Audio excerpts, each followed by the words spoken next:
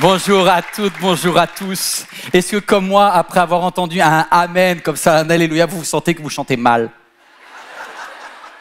J'en ai marre d'avoir des complexes. T'as peut-être raison de regarder ce message depuis chez toi, parce qu'ici en salle, là, quand on entend David et Patrick, tous les leaders de louange qui ont des voix à tomber par terre, je me dis, je sais pas chanter. C'est pas grave, si, c'est embêtant quand même. Mais il y a pire que ça. Il y a plein de domaines dans lesquels je ne me sens pas à la hauteur. Moi, peut-être que je me compare trop. Je ne sais pas si quelqu'un a tendance à se mettre des objectifs un peu inatteignables spirituels. Je peux vous poser une petite question? Très simple. Les questions les plus simples, des fois, c'est les plus... De quand date la dernière fois où vous avez passé un super moment en tête-à-tête avec Dieu? Je vous laisse de temps parce qu'on fait comme si vous en aviez plusieurs et que vous hésitiez. Ok. Vous qui êtes chez vous, je ne peux pas vous voir et j'ai envie de vous regarder, mais vous êtes protégés pour l'instant grâce à l'écran. Mais ceux qui sont dans la salle, qui peut me citer là cette semaine un grand moment qu'il a passé avec Dieu? Lève-toi à ta place. Je ne vais pas te demander de parler, juste de te lever à ta place si tu as mémorisé et tu peux dire oui, tel jour à telle heure, j'ai passé un super moment avec Dieu. Lève-toi à ta place. C'est là qu'on se dit, on n'est pas une église de foufou quand même. Hein. Ce n'est pas des super champions. Ok? Non, mais je suis sérieux là. Non, reste debout. C'est-à-dire qu'il y a à peu près seulement que, 5% de la salle qui est capable de citer un grand moment que vous avez passé avec Dieu. Ok. Qui aujourd'hui a passé déjà plus de 7 minutes avec Dieu avant de venir à l'église? Levez-vous, rejoignez ceux qui sont debout. Ok, asseyez-vous. Je voudrais parler à vous tous qui ne vous êtes pas levés, c'est-à-dire plus de 50% de la salle, et qui, du coup, avaient cette stigmatisation de vous dire « Je sais ce que je dois faire, je sais que Dieu voudrait que je passe plus de temps avec lui, mais concrètement, je ne le fais pas. » Vous savez, moi, il y a selon votre personnalité, selon votre histoire, je vais essayer de vous aider. Parce que mon objectif, ce n'est pas de culpabiliser, c'est qu'on puisse ensemble progresser dans nos vies spirituelles. Est-ce que vous êtes d'accord avec ça? Je voudrais parler à quelqu'un qui a du mal à passer du temps avec Dieu. Quelqu'un qui pourtant est très très occupé, mais trop occupé pour ne pas prier.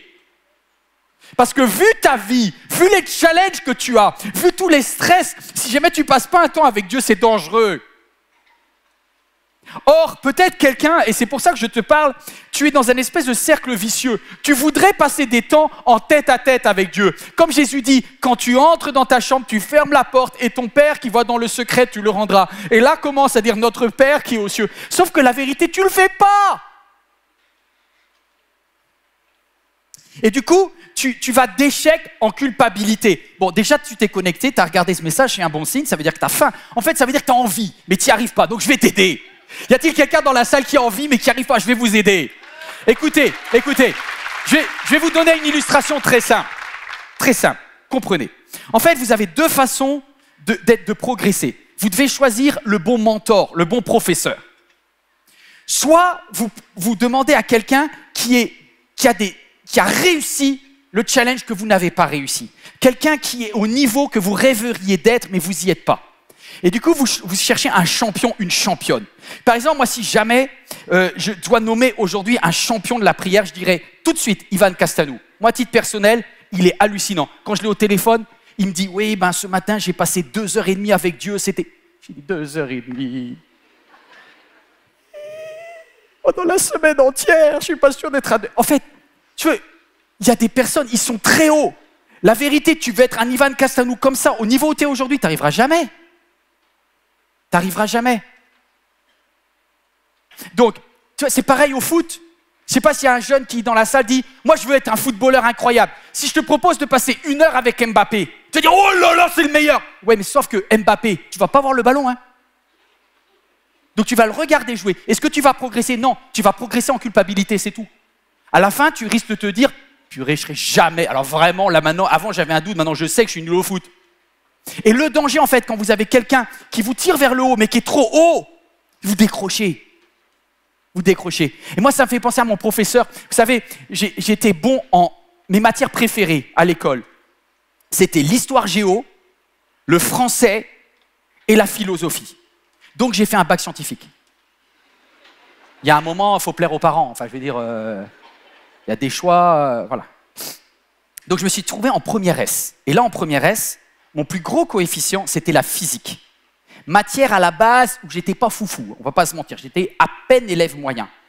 Et là, j'ai vu le prof arriver, tu vois déjà que c'est une tête de prix Nobel. Le mec, il a une barbe, il est perché dans sa tête, il a des cheveux un peu mal coiffés, il commence à écrire une première équation au tableau, tu comprends rien. Lui, c'est très clair dans sa tête, mais plus il parle et moins c'est clair dans la tienne. Et c'est le genre de professeur, tu vois, où tu sais qu'il est très bon en physique. Du coup, j'ai commencé l'année moyen et j'ai fini l'année mauvais. J'arrive en terminale, changement de professeur. La première note que j'ai en terminale, c'est 6 sur 20. J'ai quasiment une des plus mauvaises notes de la classe. Je suis humilié. Je me dis, mais dans quelle galère je me suis fourré. Mais pourquoi j'ai fait une terminale avec physique en matière principale? Et là, le professeur, il me raconte son histoire et il dit, à la base, je suis un professeur de français. Ma matière préférée, c'était l'histoire géo. La physique, pour moi, ce n'est pas quelque chose qui était inné, c'est quelque chose que j'ai développé et je suis tombé amoureux de la physique avec le temps. Et du coup, je me suis dit, ok, déjà ça me parle. Et ce professeur-là n'était pas un prix Nobel, mais c'était un pédagogue. C'est-à-dire qu'il a réussi à me prendre au niveau nul que j'étais, mais il a réussi à vulgariser, à rendre ça. Il est descendu à mon niveau. Et là, il m'a récupéré et j'ai fini l'année à 16. Et moi, je voudrais, écoute bien, je veux que ça soit pareil avec ta vie de prière. Tu commences à ce niveau-là, mais si tu regardes ce message, mon objectif, c'est pas de te faire culpabiliser, c'est de dire, mon ami, ne reste pas à un niveau comme ça.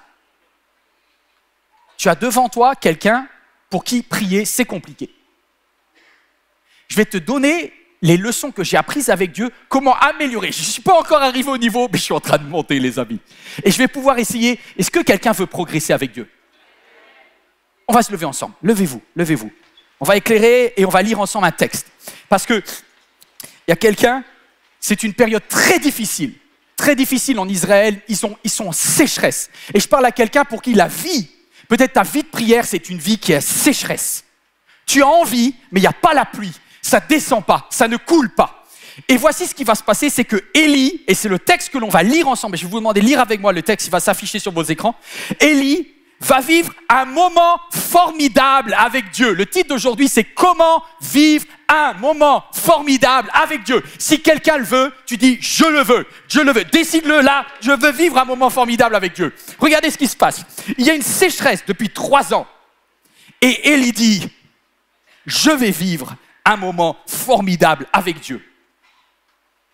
Élie dit au roi Akab, le roi Akab c'est un roi corrompu, mauvais, il dit, allez, va manger et boire là, car j'entends le grondement qui annonce la pluie. Personne n'a vu la pluie depuis des années. Mais Élie dit, j'entends quelque chose qui arrive. Akab alla manger et boire. Tu sais, ceux qui ne connaissent pas Dieu, eux ils s'amusent. Mais l'homme, la femme de Dieu, monta.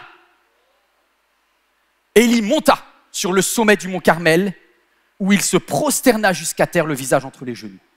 Et il dit à son jeune serviteur, est-ce qu'on peut lire ensemble? Monte plus haut. Je ne vous entends pas là. Monte plus haut. Regarde du côté de la mer. Celui-ci monta, le jeune serviteur, il scruta l'horizon et il revint dire, je vois rien. Je suis allé pour rien, ça ne marche pas. Élie le renvoya 7 fois pour regarder. Aujourd'hui, je vais vous parler de comment faire un puissant 7 avec Dieu. Comment faire un puissant 7 avec Dieu. Il y en a qui vont avoir des clés là. À la 7e fois, le serviteur annonça, ah, attends, ah oui, je vois un petit nuage qui s'élève de la mer. Bon, la taille de la paume de la main. Hein. Alors Élie lui ordonna, dépêche-toi, va dire à Akab, dépêche-toi d'atteler ton char et de rentrer chez toi, sinon même la pluie te bloquera. Déjà de tous côtés, le ciel s'obscurcissait, d'épais nuages poussés par le vent de tempête. Soudain, une pluie torrentielle se mit à tomber. Akab monta sur son char et partit pour la ville de Jizréel. Et rempli d'esprit de force par l'Éternel, Élie serra sa ceinture et il courut devant le char du roi Akab jusqu'à l'entrée de Jizréel. Amen. Est-ce que quelqu'un veut vivre ça? Tu t'installes à ta place, tu dis je vais le vivre. Allez, tu t'installes. Toi qui es devant ton écran, il y a un message de Dieu pour toi. Regardez, le premier mot que tu as lu, ce que tu as dit, c'est Élie monta. Monta. Les amis, ça demande toujours un effort. Le mot-clé que je voudrais vous dire, c'est est-ce que tu le veux vraiment? Parce que ça demande, comment on appelle, quel est le mot dans la Bible pour dire se mettre à part? Quel est le mot pour dire se déconnecter de ce qui me pollue? Ça s'appelle sanctification. C'est très simple la sanctification, ce n'est pas un concept abstrait. C'est le fait de dire je veux couper pour me rapprocher de Dieu. C'est pour ça qu'Élie n'est pas descendu, il monte. Jésus dit pareil, Jésus dit ferme la porte pour que tu ne sois pas dérangé. Et ton Père qui voit dans le secret te le rendra. Si tu ne rentres pas et si tu ne fermes pas la porte, rien ne se passera. Vous savez, il y a un verset que j'ai mal compris pendant des années, c'est « Sans la sanctification, nul ne verra Dieu ». Vous connaissez ce verset? Il est utilisé à tort et à travers pour régler des comptes et pour donner des condamnations. Ce n'est pas du tout ce que dit le verset. Écoutez bien, comprenez que c'est une promesse et non pas une malédiction. Sans la sanctification, nul ne verra Dieu. En fait, si tu choisis de te mettre à part, tu verras Dieu. Et si tu ne choisis pas de te mettre à part et de mettre à part des temps pour Dieu, c'est normal, tu ne le verras pas. Sans la sanctification, nul ne verra Dieu.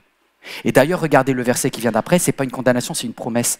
Veillez à ce que personne ne se prive de la grâce de Dieu, parce que c'est une grâce de Dieu d'avoir un temps cœur à cœur, tête à tête avec Dieu. Et tu sais pas quoi, pour toi qui regarde, pour toi, Dieu est déjà en mode je veux un rendez-vous avec lui, je veux un rendez-vous avec elle. Est-ce qu'elle va se mettre à part? Grand 1, prends des notes. Fais taire tous les bruits autour de toi. Chut. Silence. Silence. Vous savez, sur la montagne, il ne devait pas y avoir énormément de bruit déjà. Parce qu'il n'y a pas grand monde qui habite là-haut. Mais il y avait Élie et son serviteur, et Élie trouvait qu'il y avait encore trop de bruit. Il y avait peut-être 2 oiseaux qui se battaient en duel, quelque chose, je ne sais pas. Élie va faire quelque chose d'incroyable. Le texte nous dit, soit c'est prosterné, mais en hébreu, c'est tomba à terre. Et j'ai essayé d'imaginer, de visualiser la scène. Faites le film. Essayez de voir ce qu'Élie a fait. Il s'est mis par terre, donc au début je pensais comme ça, mais moi ça n'a pas marché. Enfin, regardez. Et il va mettre sa tête entre les genoux. Mais là, j'arrive pas, mais je ne suis pas assez souple, il faut croire. Je sais pas si. Bon, après, c'est vrai qu'Élie, il avait jeûné, il n'avait pas mangé depuis longtemps, peut-être qu'il n'avait pas de. Bon. Mais malgré ça, je ne vois pas comment il a pu mettre sa tête entre les genoux. J'ai fait tous les exercices possibles, je n'ai pas réussi. Donc, il est possible qu'Élie soit mis dans cette position-là.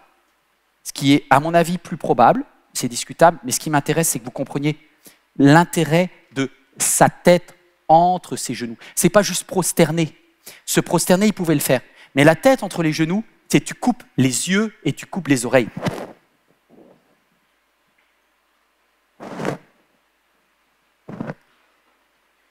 Et quand tu fais ça, tu n'as plus de bruit extérieur.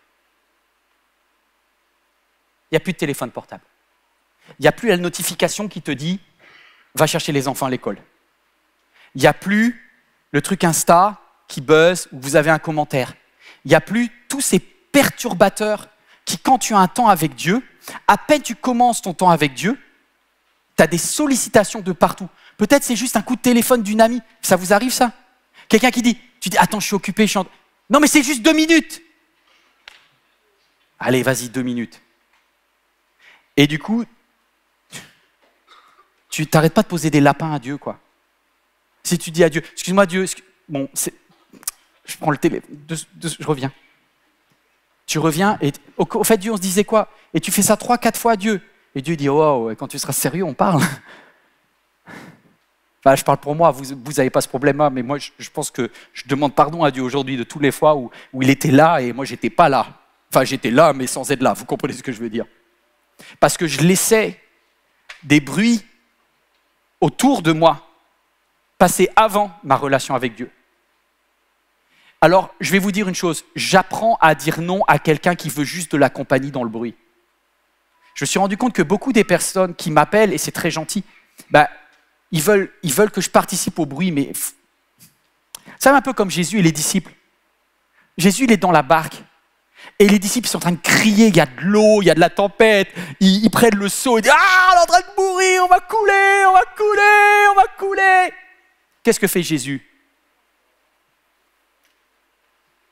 Il dort. Les autres, ça les rend fous. Peut-être que ta sœur, peut-être que ton frère va t'en vouloir de ce que tu ne décroches pas. Tu dis, mais je suis en train de couler, hein! Jésus, lui, dormait parce qu'il avait besoin de se déconnecter. Je vais vous dire pourquoi. Il n'a pas besoin d'être dans le bruit de la tempête. Il ne va pas rajouter du bruit au bruit, du stress au stress. Jésus dit, le vrai match, c'est quand on va atterrir de l'autre côté, qu'on va traverser et qu'on va rencontrer le démoniaque, le possédé, qui se fait des meurtrissures sur lui-même, des scarifications et qui vit dans les tombes. C'est là le match. Et c'est pour ça que Jésus dit aux disciples, il dit, mais n'ayez pas peur les amis, calme, du calme. Le match, il vient après. Il y a un homme à délivrer et c'est de là, ça c'est mon objectif. Toi, quand tu laisses les bruits polluer, en fait tu vis en espèce d'anxiété permanente. Grand B, fais taire les bruits intérieurs. Peut-être que tu as du mal à faire taire les bruits extérieurs, mais tu as peut-être du mal à faire taire les bruits intérieurs. Et là, excuse-moi, ce n'est pas la faute des autres. C'est à toi de te focaliser, de dire à ton stress, tais-toi. Vous savez ce que c'est l'anxiété? L'anxiété, c'est imaginer des problèmes qui n'existent pas encore. Imaginer des problèmes qui n'existent pas encore. Pourquoi veux-tu passer ton temps à faire du bruit dans ta tête pour des problèmes qui ne sont pas là? Qui, par ses inquiétudes, peut rajouter un peu de longueur à la durée de sa vie? Il ne sème ni ne moissonne les oiseaux qui volent dans les cieux, et votre Père Céleste les nourrit. À combien plus forte raison votre Père Céleste sait que vous en avez besoin avant même? Est-ce que vous voulez avoir un peu plus de calme et de paix dans votre tête? Pas seulement faire la position d'Élie pour les bruits extérieurs, mais juste dire à mon âme, sois en paix. Waouh!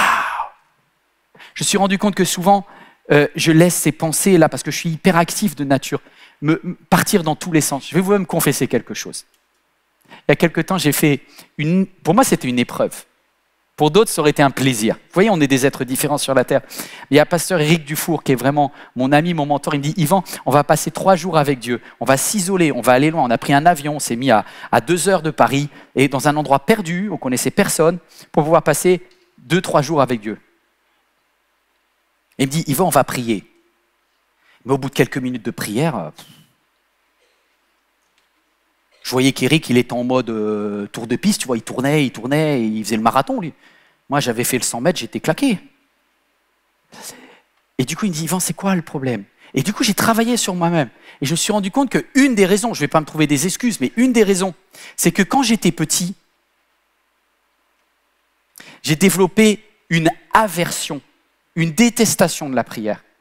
Comment c'est possible? Parce que, et je ne leur en veux pas du tout, mais l'église dans laquelle j'étais, et mes parents notamment, nous disaient il faut aller à la réunion de prière. Et c'était une réunion de prière qui pour moi était... Moi je suis hyperactif à la base. Une réunion de prière qui était beaucoup trop longue.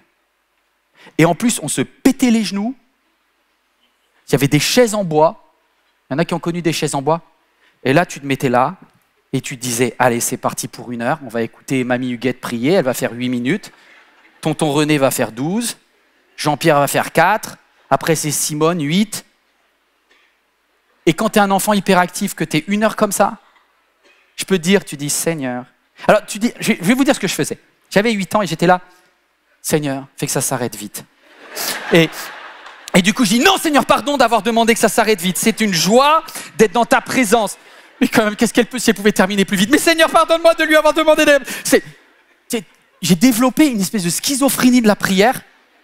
Je ne sais pas si je parle à quelqu'un là, qui est comme moi. Du coup, je culpabilisais d'y être dans un truc de fou dans ma tête. Et du coup, quand j'entends Éric, inconsciemment, ça me rappelle aussi. Et je fuis ce moment-là. Et du coup, je m'en veux, c'est tordu. Et je me dis, mais comment réussir? Vous voulez savoir comment réussir? Grand 2, écoute bien, focalise-toi sur l'Esprit de Dieu qui est en toi. Écoute bien. Ce qu'Élie va faire, il va se mettre par terre et s'il met la tête entre les genoux, écoute bien ça, c'est pour regarder à l'intérieur de lui-même et pas pour regarder en dehors. C'est pourquoi? Là, vous ne savez pas. Parce que Élie avait déjà la graine du miracle à l'intérieur de lui. L'Esprit de Dieu, écoute bien ça. L'Esprit de Dieu n'est pas à l'extérieur de toi. Quand tu pries, tu n'as pas besoin de dire « Saint-Esprit, viens », il est déjà là. Celui qui a reçu Christ comme son Seigneur et Sauveur, il a fait de vous, écoute bien, une nouvelle créature. Les choses anciennes sont passées. Vous êtes nés d'eau et d'esprit. Le Saint-Esprit n'est plus extérieur. En fait, je suis en train de te dire, écoute-moi bien, tu fonctionnes, suivez-moi, tu fonctionnes avec une technologie dépassée. Tu fonctionnes avec la technologie de l'Ancien Testament. Et comme on a beaucoup de messages de prédication, de prédicateurs qui parlent de l'Ancien Testament, dans l'Ancien Testament, les hommes de Dieu, les prophètes, devaient dire à Dieu, viens, interviens, viens dans nos vies. C'était extérieur.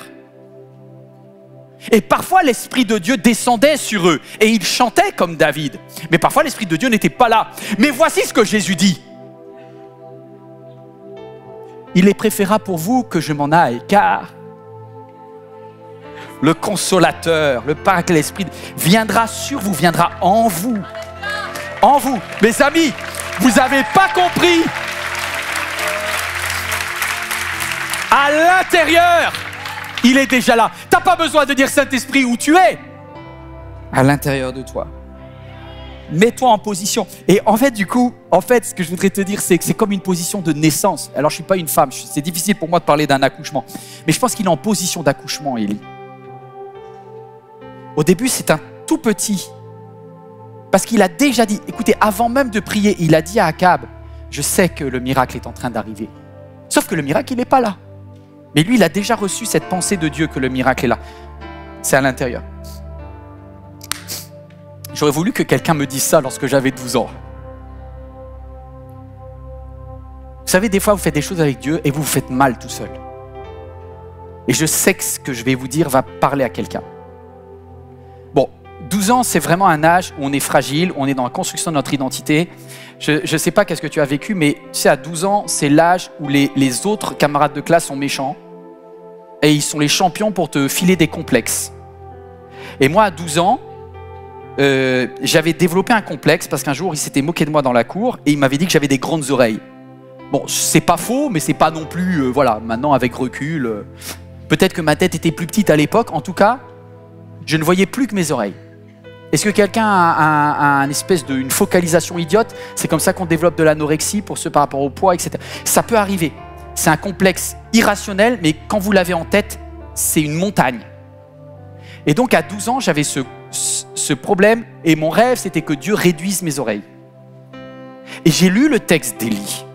Et j'ai lu le texte de 1 Roi 18. Alors, je me suis dit, Yvan, si tu pries comme Élie, il y a un chirurgien au ciel qui est capable de faire une réduction d'oreilles. Je crois en Dieu, moi. Oh. Je me rappelle encore le lit, la chambre, la tapisserie qui était sur le côté. Et je m'allonge sur le lit et je dis, Dieu, je vais faire comme le Dieu d'Élie. Je veux vivre ce qu'a vécu Élie, je veux vivre le Dieu d'Élie. Donc je vais prier et tu vas réduire mes oreilles.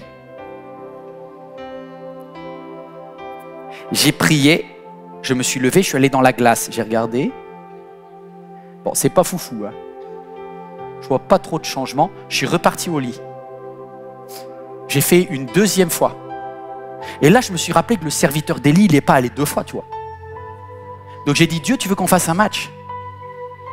Je vais le faire 7 fois. Voilà, je peux vous dire le 4, 5 et tout ça, j'y allais vite, hein, parce que je savais qu'il fallait arriver au 7. Hein. Donc j'arrive au 7, et au 7e fois, je dis, par la foi, je crois qu'il va y avoir une réduction des oreilles. Je vais en face de ma glace. Et là, rien. les mêmes oreilles. J'avais mesuré les mêmes oreilles. J'étais dégoûté. Dégoûté. Et je sais qu'il y en a qui ont eu leur foi abîmée par rapport à des expériences comme ça que vous avez faites. C'est pour ça que je vous dis mon petit exemple, parce que ça parle à quelqu'un en cet instant. Alors, à quelqu'un qui a vécu cette désillusion spirituelle, j'ai 2 explications très simples. J'aurais voulu qu'à 12 ans, entendre ce que je vais vous dire aujourd'hui.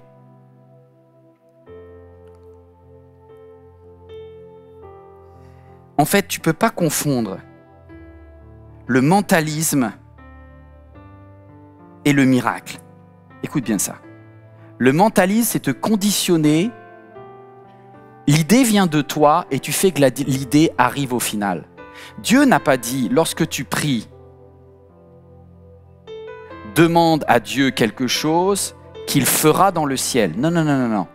Il a dit que ta volonté soit faite sur la terre comme elle est déjà faite au ciel. Ce que je ne comprenais pas, c'est que il faut que Dieu ait mis une parole en toi pour que cette parole devienne vie. Et Dieu m'avait jamais parlé par rapport à mes oreilles. Et si je l'avais écouté, il m'avait dit, je te trouve beau comme ça, peut-être parce qu'il est très gentil, mais bon. Et puis il me dit, tu vas voir dans quelques années, t'en rigoleras, ça ne te fera plus rien, mais c'est pas grave. Mais à cette époque-là, j'ai cru qu'un de mes désirs je pouvais utiliser Dieu pour faire qu'un de mes désirs devienne miracle. C'est pas ça. Voici ce que dit la Bible.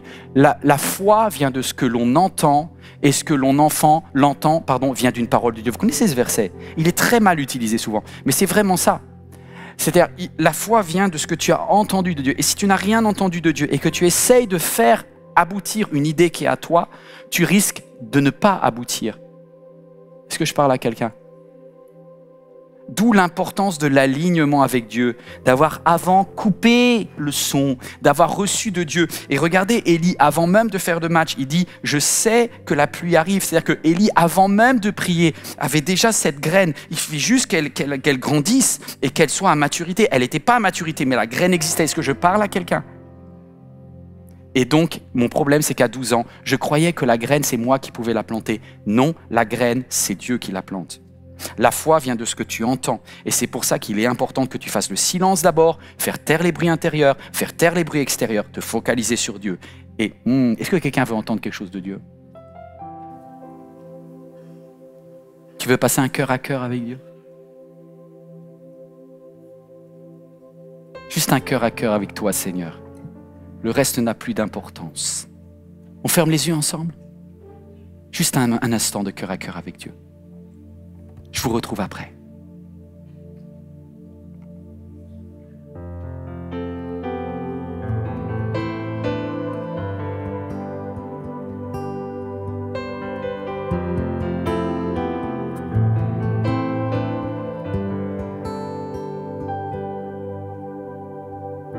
C'est ton cœur que je recherche. Dès que le soleil se lève, je connais ta douce voix. Mon cœur ne brûle que pour toi.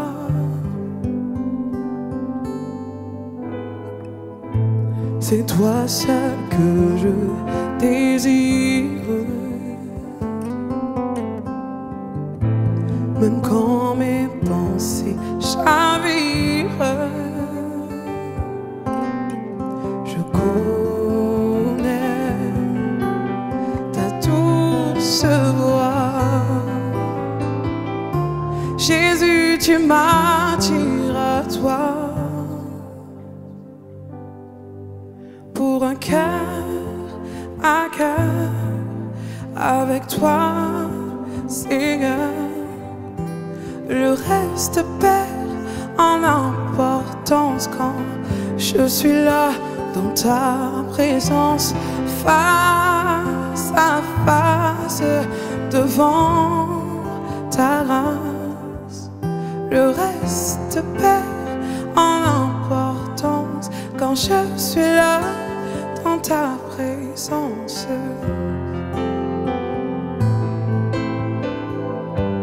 quand je suis là dans ta présence.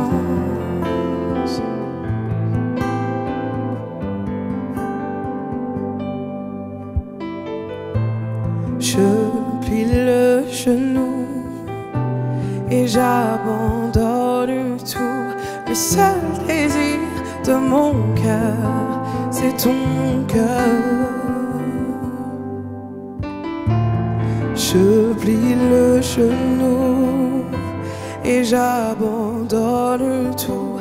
Le seul désir de mon cœur, c'est ton cœur.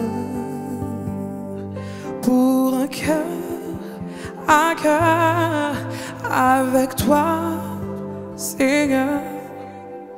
Le reste perd en importance quand je suis là dans ta présence, face à face, devant ta grâce. Le reste perd en importance quand je suis là dans ta présence.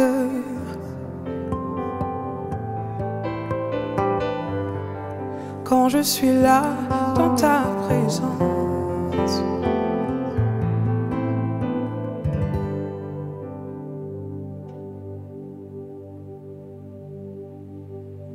Est-ce que vous croyez que Dieu veut ce cœur à cœur avec vous? Il aspire à ça. Et je voudrais, merci pour Gasline et toute l'équipe qui a faim comme moi de vivre cette rencontre avec Dieu, ce moment formidable avec Dieu. J'aurais voulu dire à l'ado que j'étais, j'aurais voulu lui dire une autre chose. J'aurais dire, Yvan, il faut être réaliste. Quand tu es un hyperactif, dès que ça devient un peu monotone, tu décroches. Élie, il a rythmé sa prière. Est-ce que je parle à quelqu'un? Quelqu'un fait du sport ici ou pas? Toi qui regardes ce message, il y en a qui font du sport? Tu commences pas par faire un marathon, tu vois. T'es foutu.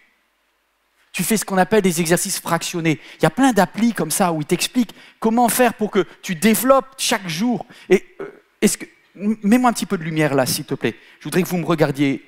Je vous vois aussi, moi. Je vais vous challenger, les amis. Je vais vous dire, c'est une petite révélation. Je voudrais la donner à l'ado que j'étais, mais je te la donne à toi. Je voudrais vous faire vivre un puissance 7. Un puissance 7. Vous savez, des fois, la prière pour les nuls, eh ben, il y a une solution, le puissance 7. Est-ce que vous êtes prêts à comprendre le puissance 7? 7 étapes que tu peux vivre avec Dieu. Écoutez, si je n'ai pas trop envie de vous mettre la honte ou pas, mais si je vous demande qui a passé 7 minutes ce matin avec Dieu, je ne suis pas sûr qu'il y ait la moitié de la salle qui lève la main. Vous allez dire déjà, vous étiez là. Toi qui regardes ce message, je ne suis même pas sûr qu'avant cela, tu avais passé 7 minutes avec Dieu. Pourquoi on a autant de mal? Alors, écoute, mon objectif, c'est que dimanche, lundi, mardi, mercredi, jeudi, vendredi, samedi, tu passes 7 minutes avec Dieu. Est-ce que c'est jouable? Vous voyez, je ne mets pas la barre à 2 heures, hein, d'accord? Je mets la barre à 7 minutes. Mais, écoutez bien ça. J'ai découvert que si vous évitez quelque chose de monotone, vous avez plus de chances de réussir. Le 7 minutes, commencez le premier jour par ce qui est peut-être facile, mettez-vous 7 minutes de louange, 7 minutes d'adoration en musique. C'est pas pour rien que le roi David jouait de la harpe, parce que la musique, elle porte ton âme, elle te connecte avec Dieu. Vous êtes toujours là ou pas? 7 minutes de louange, vas-y Marc Petitin, 7 minutes de louange musicale. Ensuite, 7 minutes d'enseignement, où tu te nourris d'un message, de quelque chose. Ça peut être un livre, ça peut être un podcast, ça peut être YouTube, où tu nourris ton âme, ok? 7 minutes, tu fais ça le lendemain, ok? 7 minutes. 7 minutes, le troisième jour de prière. Mais pas de n'importe quelle prière, des prières de supplication. Tu marques, tu sais, des problèmes, t'en as plein, c'est bon. Tu dois tout résoudre en 7 minutes.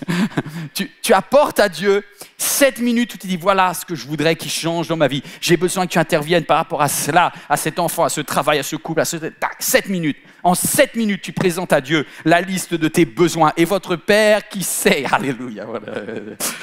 7 minutes. Après 7 minutes, quand tu as prié, c'est bien que tu écoutes aussi ce que Dieu veut dire. Et pour ça, tu as les Saintes Écritures. Médite les 7 minutes à lire ta Bible. Ça fait 2 chapitres, c'est OK. 2 chapitres. Tu es 7 minutes de 2 chapitres de la Bible et c'est formidable. Et après, si tu peux, deux possibilités. Soit tu parles en langue, soit tu remets de la louange si tu ne parles pas en langue. J'invite tous ceux qui sont baptisés dans le Saint-Esprit qui parlent en langue, parce que le parler en langue, c'est la louange. Il dit, il parlait des merveilles de Dieu dans une autre langue. Si tu ne parles pas en langue, il n'y a pas de sujet. Tu mets une louange YouTube, ta louange préférée, tu écoutes Dena Moana, tu écoutes qui tu veux. Tu mets de la louange, c'est un flow et c'est génial. Ensuite, numéro 6, 7 minutes. Ça, c'est un peu long. De silence méditatif.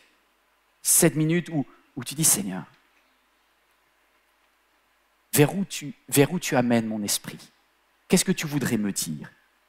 Et tu termines avec 7 minutes d'adoration totale, de reconnaissance, où tu listes tous les bienfaits de Dieu dans ta vie et tu fais un festival de louanges. Et une fois par semaine, tu fais le puissant 7 à la suite. Je ne crois pas que tous les jours tu sois capable, avec ta vie actuelle, de passer 49 minutes. Si vous n'arrivez pas, commencez par 7 minutes chaque jour. Mais ce que je voudrais vous demander, c'est de faire une fois le puissant 7 d'Élie. 7 fois. Tu commences 7 minutes de louange. Tu enchaînes après la louange avec 7 minutes de prédication, de message. Après ces 7 minutes-là, de prière, de supplication. Après les 7 minutes de prière, de supplication, tu fais 7 minutes de lecture de la Bible. Après les 7 minutes de lecture de la Bible, tu fais 7 minutes de louange en d'autres langues ou de louange dans une langue que tu aimes bien. Tu fais 7 minutes de silence pour que Dieu puisse conduire ton âme et 7 minutes de reconnaissance pour terminer en festival. Si vous faites le puissant 7, c'est une dinguerie, ça va être merveilleux. Vous allez vivre un moment formidable avec Dieu. Et moi, mon rêve, c'est que je vous donne rendez-vous pour tous ceux qui regardaient ce message en ligne. Je vous donne rendez-vous, ça va être juste possible dès maintenant. Mais pour vous qui êtes en salle, on se donne rendez-vous pour ceux qui le veulent jeudi prochain à 20h. Et c'est 21h, pardon, vie de l'esprit. Et on va faire un puissant 7 ensemble. Parce que je veux bien être votre coach au départ. D'accord? Pour ceux qui ont du mal, je veux bien le faire avec vous. Donc ce que je vous propose, c'est que ce jeudi-là, comme ça on va voir tous ceux qui vont se décourager d'ici jeudi. Et ceux qui disent, ok, jeudi, c'est à 21h, je crois, Florence, c'est ça? Je ne fais pas d'erreur, 21h. On se retrouve de 21h, on aura fini à 21h49. Parce que c'est 7 fois 7 minutes, moins d'une heure. Et on prend ce rendez-vous avec Dieu, on va commencer avec 7 minutes de louange, 7 minutes, vous avez compris l'idée? 7 minutes, puis 7 minutes, puis 7 minutes. Et tous les 7 minutes, on doit changer de rythme. On va faire du fractionné spirituel. Tu vas commencer à développer des muscles spirituels que tu n'avais même pas décernés chez toi. Et tu vas surtout enfin passer de celui qui est un loser du temps avec Dieu avec quelqu'un qui dit « je suis en train de progresser ». Il va falloir du temps. Mes amis, nos muscles vont se développer progressivement. Je cherche, est-ce que quelqu'un entend cet appel?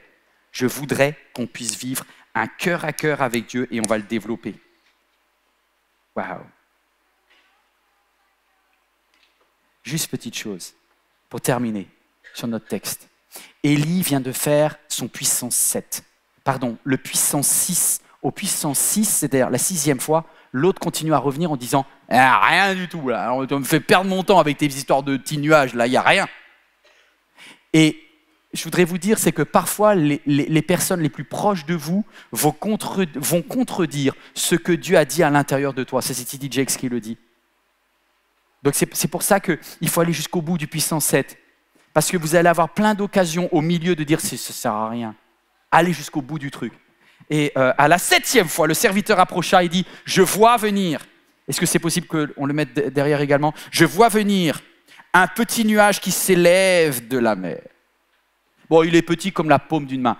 Vous savez, Élie, il n'a pas besoin d'avoir un début de miracle gigantesque pour célébrer Dieu. Et les amis, si vous attendez que le miracle soit complet, vous célébrerez jamais. Commence à célébrer chaque petit nuage de Dieu dans ta vie. Élie, quand il l'entend, il y a un nuage de la taille d'une paume de la main qui monte de la mer. Élie dit, non, va dire au roi, dépêche-toi, ça va tomber. La pluie arrive, tu le dépêches, tu vas être bloqué. Il va loin, Élie. Hein? Oui, parce que, en fait, il est tellement connecté avec Dieu qu'il voit ce que l'autre ne voit pas. Et il loue Dieu, il adore pour les choses. Tu sais, tu n'as besoin qu'un tout petit nuage pour faire une grande louange. Vous êtes d'accord avec ça? Un petit nuage de bonnes nouvelles mérite une grande louange. Vous êtes d'accord avec ça? Et quand tu le fais, qu'est-ce qui se passe? Tu donnes envie à Dieu d'en faire plus. Parce que si déjà tu es là, Dieu dit, c'est bon. Elle veut toujours plus, elle est jamais contente. C'est un peu comme dans une famille, tu sais, quand tu fais quelqu'un qui fait des efforts et tu n'as jamais de remerciement, tu dis, c'est bon. Donne envie à Dieu d'en faire plus. Dis à Dieu, le nuage, il est fou, Seigneur, il est merveilleux. C'est la pluie qui arrive. C'est qu'un début par rapport à ta relation avec ton fils, mais loue Dieu pour l'amélioration. C'est qu'un début au travail, mais il y a une belle promesse de Dieu.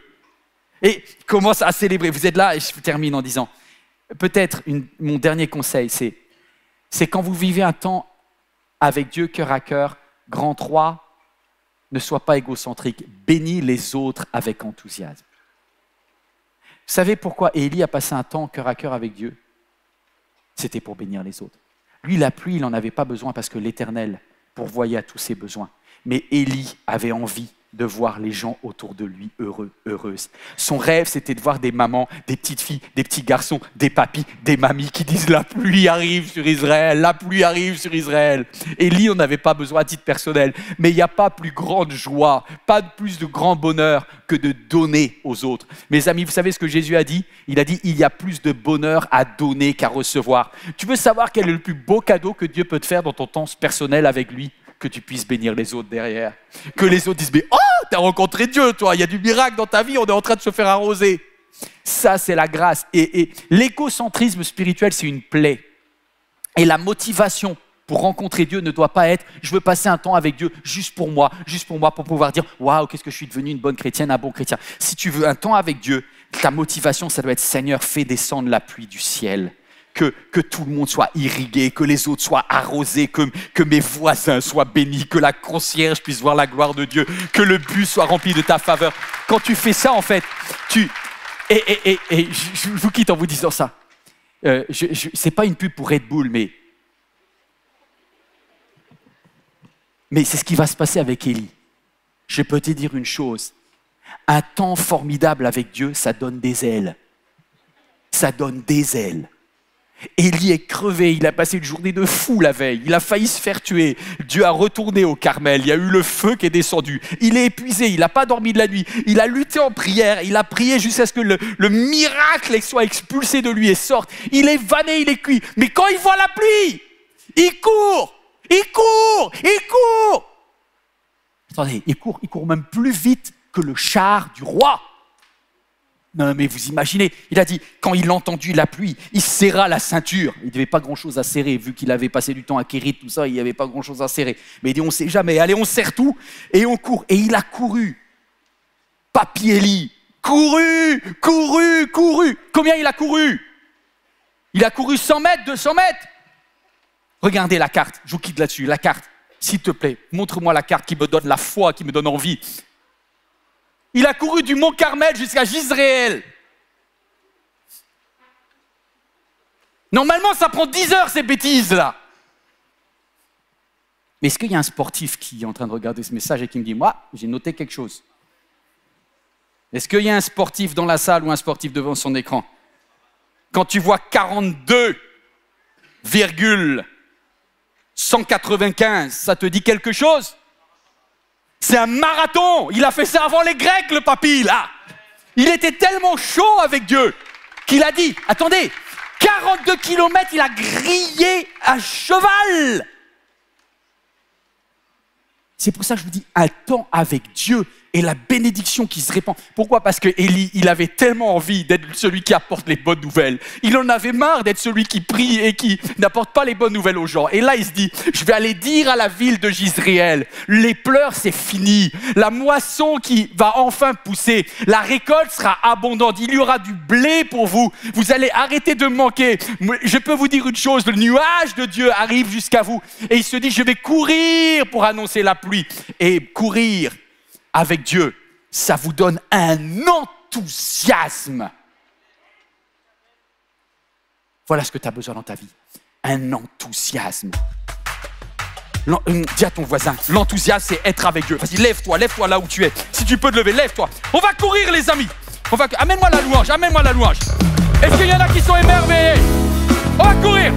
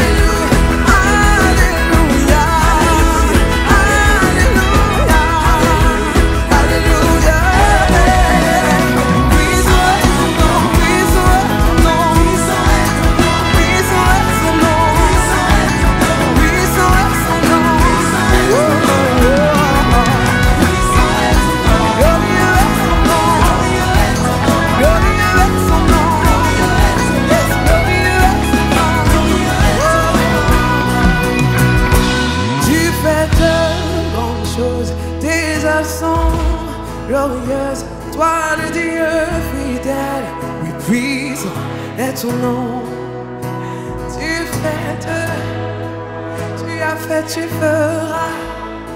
Tu as fait, tu feras.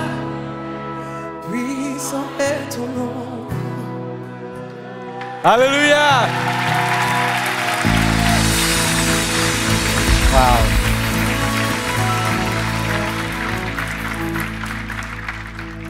Les amis, je vous ai dit tout ce que vous devez savoir. Vous n'avez plus qu'à mettre en pratique la parole. Faites un puissance 7 avec Dieu. Que cette semaine soit une semaine de moments magnifiques avec Dieu. C'est tout ce que je vous souhaite. Si quelqu'un a besoin de prière, vous pouvez écrire à prière@églisemlk.fr. Vous pouvez venir sur le devant à la fin de cette célébration. On n'a pas beaucoup de temps étant donné que les célébrations s'enchaînent, mais tu peux venir. N'hésitez pas à dire aussi si vous avez des enfants qui ont un âge entre 11 et 15 ans, qu'il y a des camps, des colos d'été à MLK. Inscrivez-vous. Jeveuxdonner.fr pour tous ceux qui disent « Ah, l'Éternel mérite mon offrande, mes dîmes, et je vais le mettre en premier. Je vais aller bénir Dieu, parce que le Dieu est le Dieu de la pluie qui tombe sur ma vie. Fais-le, et puis je vous souhaite une merveilleuse semaine. On se retrouve dimanche prochain, on se retrouve en ambassade ou ici, et que Dieu vous bénisse. Bon retour à toutes, à tous. Que Dieu vous donne des forces. Bon retour à chacune. À bientôt. Cette vidéo t'a parlé? Clique sur j'aime. N'oublie pas également de t'abonner et de déclencher les notifications. Si cette vidéo t'a touché, elle peut aussi faire du bien à ceux qui t'entourent. Prends 5 minutes pour la partager à un proche ou à un ami qui en aurait besoin.